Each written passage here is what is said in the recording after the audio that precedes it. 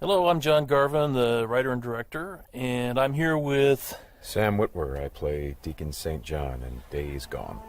Yeah, and we're here to talk about the alternate path demo. So we did 2 demos for E3 this year.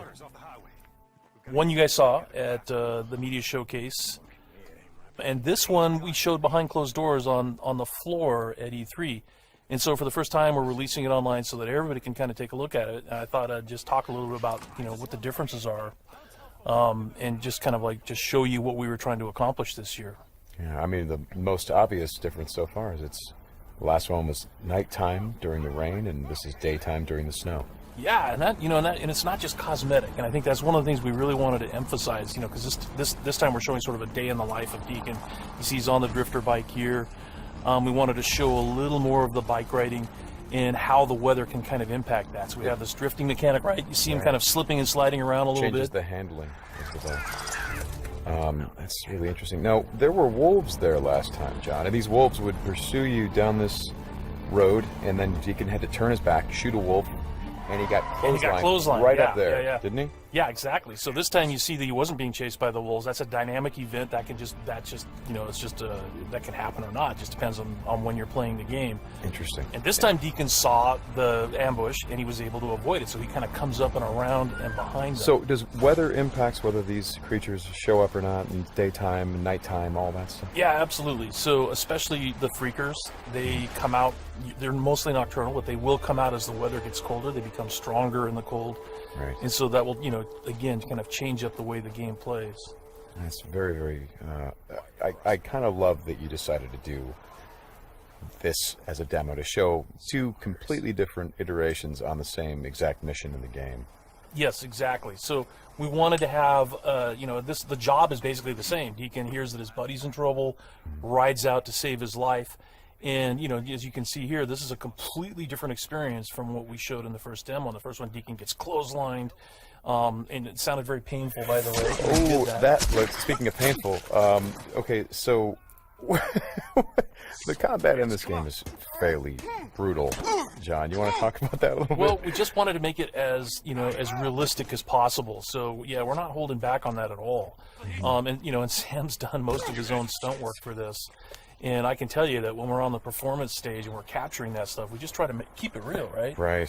Well, right. There was sort of a decision made at some point. What I've been on the project for 2 or 3 years now. Yeah, I think 3 years. And so early on, I think there was a more. What were we? It was more Kurt Russell and sort of a two-fisted thing, and then it turned into, hey, let's take this quite seriously. And what that required is a lot more. Taking this combat stuff and showing the horror of the violence that happens and it were this type of circumstance to take place. I mean, realism, weirdly enough, is the thing we keep going back to when it comes to not just the stunts but also the performance style. I think it's very important that it doesn't seem like a bunch of actors saying lines. It was all very incidental.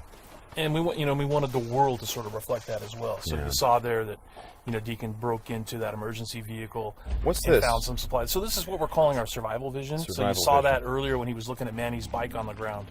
And it's just kind of a way of seeing tracks in the world and sort of imagining what might have happened. And here I just wanted to point out that you're seeing in this part of the demo that there are freakers there. There weren't there before because it wasn't snowing. It was and it was getting lighter out. It wasn't getting darker like it is. And so, it changes up the way you can play through the level. And what is this? We call this the meat wall. The meat wall. Yeah, and it's not just there, to make the guys who put them up to seem evil. They're there for a purpose because, again, freakers are living creatures. They eat. That's their primary thing. They want to eat. And so you hang these dead freakers up, and any freaker, rather than coming into their camp like you see here, they would actually stop and snack. Yeah, exactly. Yeah. And then the same thing with this freaker that they've hung upside down.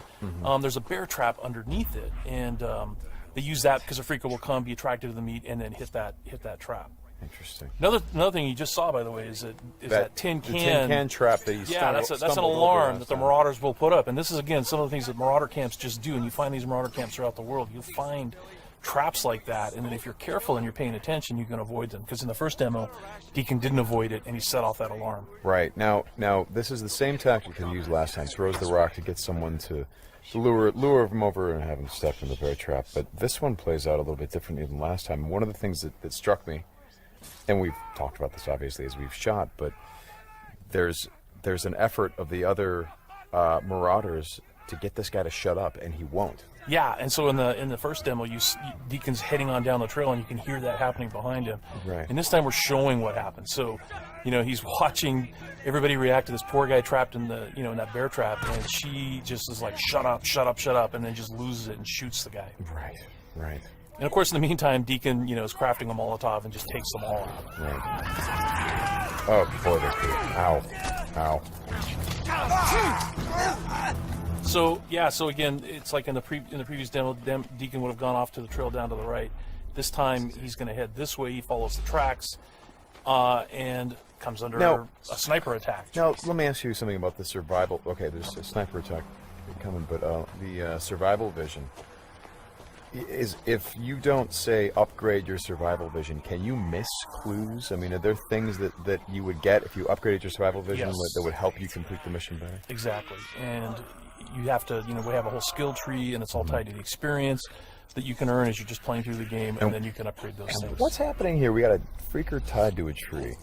Yeah, so this is another type of trap that Marauders will set. They will they will basically chain freakers to the perimeter of their camps, and they use them as kind of an alarm system. And then that, you saw that Marauder there, he was just tormenting the poor freaker, and then so Deacon kind of takes advantage of that.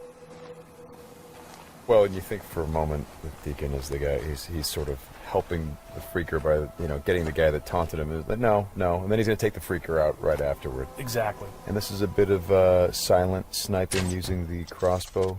Yeah, so this whole sequence at the end plays out very differently. In the first demo, you saw Deacon use a swarm. He weaponized a swarm, lured them into the camp, and then they kind of did the work for him. There's no swarm in this run-through. Right. So the player really has to go in and use what we're calling our strategic sandbox combat, and that's just, stealth mechanics and setting and using traps. Whole arsenal of weapons. You see there's a variety of weapons that Deacon's going to use through this, including the crossbow. He crafts his own bolts. And he's got to figure out how to get up to Manny, just using his combat skills instead of doing it strategically. So straighten me out. Those bonfires, were those there in the previous demo? No, they weren't. Right. So that's another big difference. Is that if you come here during the day, it's like in the media showcase demo, there was like kind of a fight club thing going on. Right. They were punching each other, and everybody was just sort of getting into it. Nobody's really paying attention to what's going on. Yeah. And now it's getting dark and it's cold out. So they've built these bonfires. So. And again, it's not just a cosmetic change in the way the... Well, it's cold, right? Yeah, it's because it's cold. They have to build some... So it changes the way the Marauders behave in the level. Mm-hmm. Well, that's very... Again, this is part of the reason why I love that you did this as a demo, because the behavior of all of these things, not just the freakers, but the Marauders, everything, there's a logic to it. You can track why they're doing the things that they're doing. And you can use it to your advantage in the gameplay. That's kind of what I like about this so much. And that's really what we wanted to showcase this year, is that it's an open world game, and everything you see around here. And again, we're only playing this two different ways. You saw that waterfall way up there off in the distance. There's a bridge that goes in front of that. If you had a sniper rifle and enough ammunition, you could have driven your bike all the way up there. There's trails that go all the way up there.